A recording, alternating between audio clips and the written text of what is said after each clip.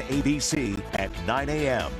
Welcome back, folks. Happening tomorrow, the Wilton Wildlife Preserve is going to be headed out on a summer walk. It's a guided walk through nature alongside environmental educators to get a closer look at some of the exciting flora, fauna our region has to offer.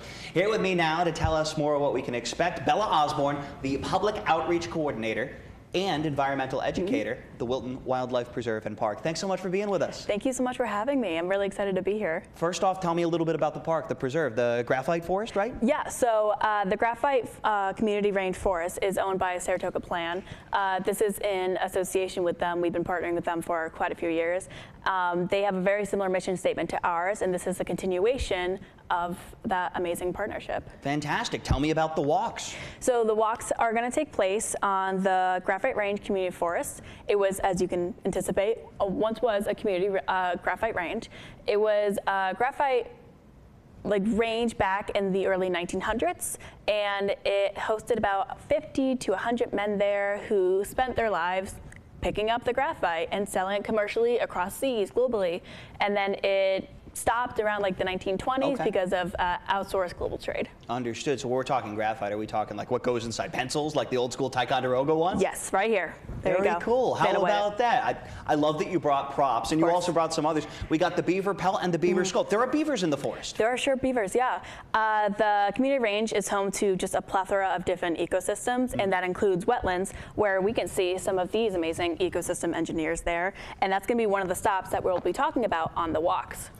Very cool. So are there like beaver ponds on the creek that runs through and everything? Yes, yeah. You can also see what's called beaver deceivers, which are like little crates inside of the water that stops the beavers from overflooding it, but it still allows them to exist there with everybody else. Because they still need their little habitat, their little pond and everything. Yeah. Obviously, you've got the beaver deceivers, the methods to kind of help control it. Does it ever mess with the trails at all? Do you ever get water coming up, overflowing? On the trails that we utilize for Wilton Wildlife, absolutely, it happens all the time. I'm not too sure about Saratoga Plan, though. Understood.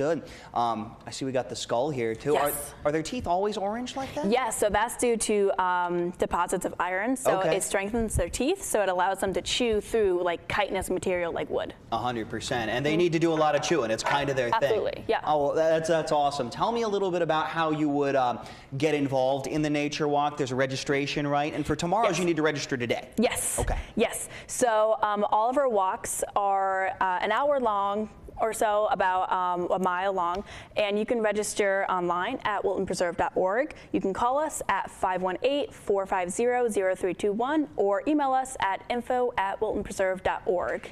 Good stuff, and we got that wonderful look at the website up there. You're local. You're from the area. You're from, you said South Glens Falls? Yes.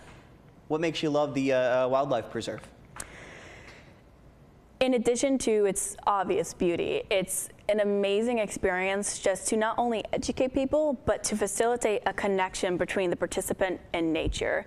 Our goal isn't just to educate people, but it's to have people feel what the importance of nature is, because if people don't understand nature, they're not going to want to protect it. And that's our goal at Wilton Wildlife Preserve and Park, and in addition to Saratoga Plan.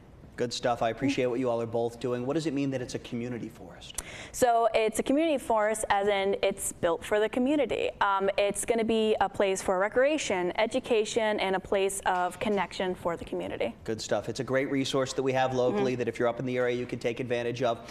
We discussed the first walk real quick. The second walk is coming up in August, so if you can't make it tomorrow? Yes, August 5th, 10 to 11 a.m., and I really recommend registering at least one day in advance. Understood. Bella, thank you so much for being with us. I hope everyone gets out and takes advantage of it. I hope so too. I'm really excited about it. Thank you for having me. Of course. We're going to be back with much more news and weather after this short break.